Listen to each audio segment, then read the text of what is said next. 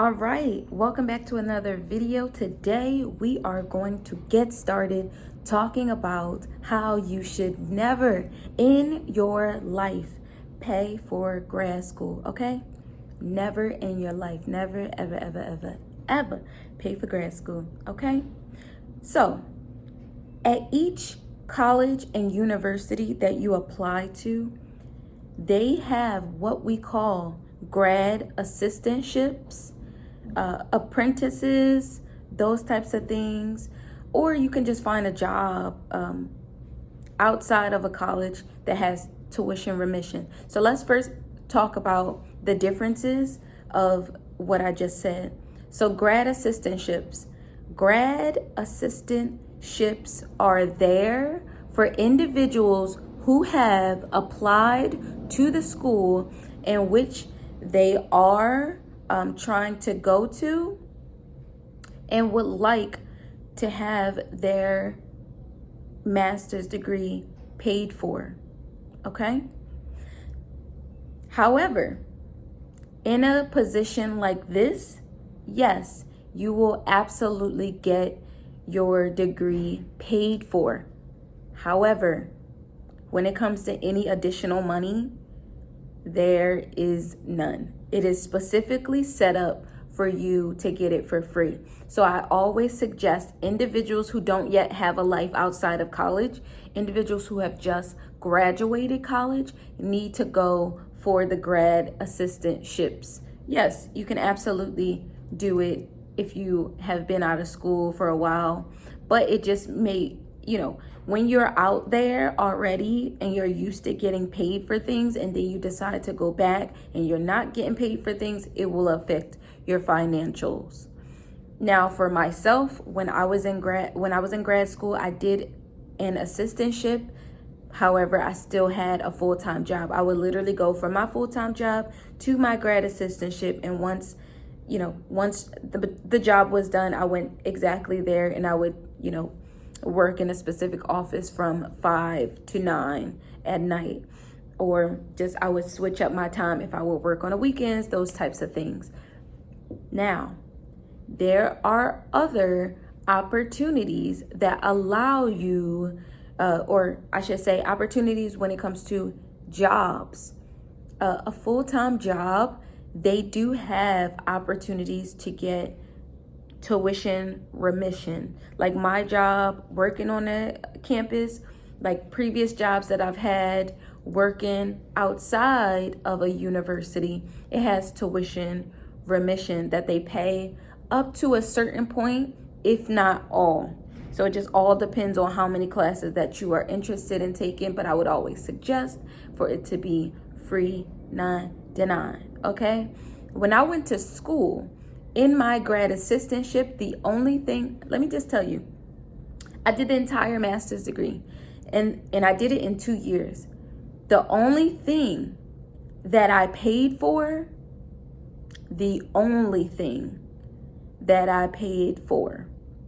was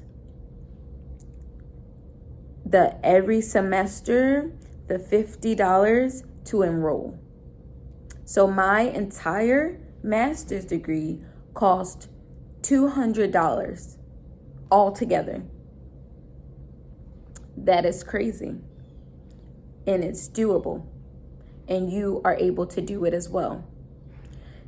I want to say something else.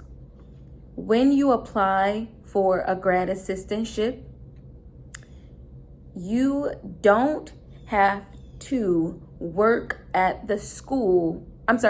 You don't have to work at the school in which you are a grad for. So if I am working at one school, I don't have to necessarily be at that school. I have to be enrolled. Every grad assistantship has different rules. Every college has different rules. However, a lot of the time, like we have students here who are grads,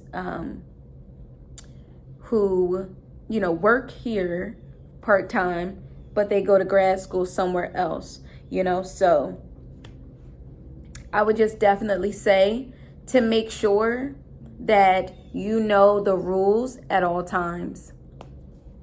So yeah, if that was helpful, please let me know. But at this next section of the video, I'm going to show exactly where you can apply for these things. I can show you all of those processes. Typically, if you can go directly to the site or the school in which you want to work at to find grad assistantships, because it is, a college, it is college based. And typically, if you want to go to, I'm just saying Cabrini as an example, you can go on to jobs.cabrini.edu and search for, student positions, where it'll say grad assistantship for this office, grad assistantship for that office, and those types of things. You can also go on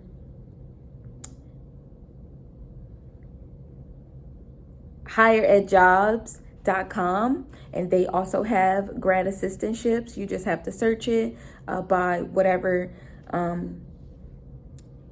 state that you would like to work in, whatever sector you would like to work in. But it's more helpful to go to sites that are for grads than anything. All right, so this is my search for grad assistantships in the NYC area, where Manhattan College was one of the first one. So when you look up available positions on their website, they'll give you a little more of a description of what a grad assistant is and the opportunities that are available. So as I'm looking on my list for grad assistantships in the NYC area, there are many different colleges that come up, from NYC to SUNY. There are many opportunities that are in this area, because this area is a big area. So for SUNY, for instance, it provides, or it has different opportunities, whether you want to teach or non-teaching, and then it just gives the compensation for each opportunity. Every opportunity has different perks to it. Sometimes you have to work there, or most times you have to work at least 10 to 15 hours a week to get 6 to 9 credits. And with that being said, that can most likely have you being a full-time grad, in a grad program full-time. So St. John's is the same thing. You go down their website and it'll show you different opportunities. But I just wanted to provide a variety for you to see what was out there, including Berkeley as well. It has many different great colleges in my area that I just wanted to show you here. Mind you, this was on my phone, so it is a smaller screen, but it does give you those opportunities. So for this is Higher Ed Jobs, in which I was referring to before. You can definitely search this site, and it has different opportunities when it comes to administrative opportunities, faculty opportunities. And with these jobs, you can see here that there are many different opportunities to look at, many different departments here to see. But the main departments that provide housing, I would say, is religious and spiritual life. It would be residence life, and it is also events, which is student involvement. So I'm just looking for that up the list, and shortly I will find it to show you conferences and event administration. So as I go down this list, it is all different types of events where you would need to narrow down the search for yourself.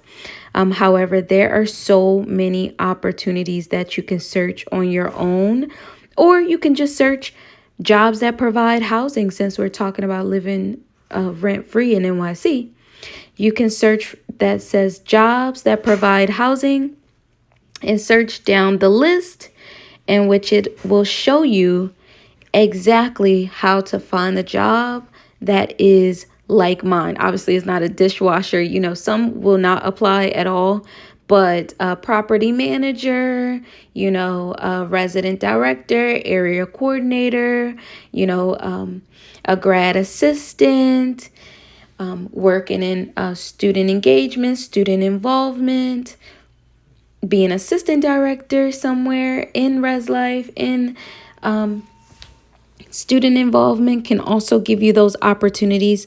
So there are so many. Even if you become a nanny, you can also work or live for free in whatever city that you would like.